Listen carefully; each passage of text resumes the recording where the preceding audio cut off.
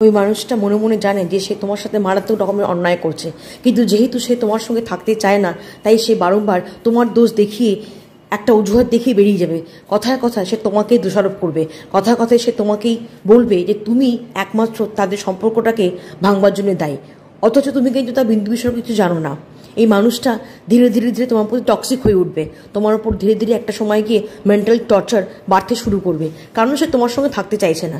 তুমি চাইছো তাকে নিয়ে থাকতে, তুমি তার সব কিছু অ্যাডজাস্ট করতে রাজি আছো, কিন্তু যেহেতু তুমি তার সব কিছু অ্যাডজাস্ট করতে রাজি আছো বলেই সে ততটাই তোমাকে মেন্টাল টর্চার করছে, ততটাই তোমাকে মেন্টাল টর্চার করবে, কারণ সে জানে তুমি তাকে ছাড়া থাকতে পারছো না, থাকতে পারবেও না। তাই যে কোনো প্রকারে তুমি তাকে আটকে রাখতে চাইছো, কিন্তু সেটা তোমার সঙ্গে থাকতেই চাইছে না।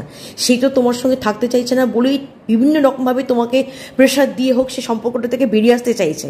কাজেই এমন সিচুয়েশনে যদি কখনো তুমি বা তোমরা পড়ে থাকো, আমি বলবো সেই মানুষটাকে আর ধরে আটকে রেখো না, কারণ সম্পর্কটাকে কখনো জোর করে টিকিয়ে রাখা যায় না। যে মানুষটা তোমার সঙ্গে থাকবে সে কোনো রকম অজুহাত খুঁজবে না, দোষ গুণ সবার মধ্যেই থাকে, সেটাকে কিন্তু একটা আন্ডারস্ট্যান্ডিংও চলে আসা যাবে। কিন্তু যে মানুষটা ক্রমাগত নিজে তোমার সঙ্গে অন্যায় করে যাচ্ছে বা তারপরও তোমাকে সে দোষারোপ করছে, একটা টক্সিক ব্যাপার এসে গেছে, পুরোপুরি তোমাকে মেন্টাল টর্চার করছে, সম্পর্কটাকে কী করে বেরিয়ে আসা যায় তার জন্য সে হার্ট অ্যান্ড সোল চেষ্টা করে যাচ্ছে, তার জন্য তোমাকে এই মেন্টাল টর্চার দিয়ে হোক, তোমাকে দোষারোপ করে হোক, যেভাবে হোক তোমার থেকে সে বেরিয়ে যেতে চাইছে। আমি বলবো সেই সম্পর্কটা থেকে যত তাড়াতাড়ি সম্ভব বেরিয়ে এসো, কারণ তুমি হাজার চাইলেও এমন সম্পর্কটা জোর করে ধরে রাখতে পারবে না।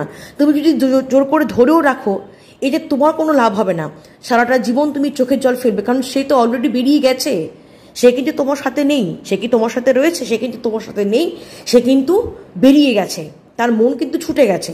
কাজেই বেরিয়ে আসাটাই এমন সম্পর্ক থেকে ভালো।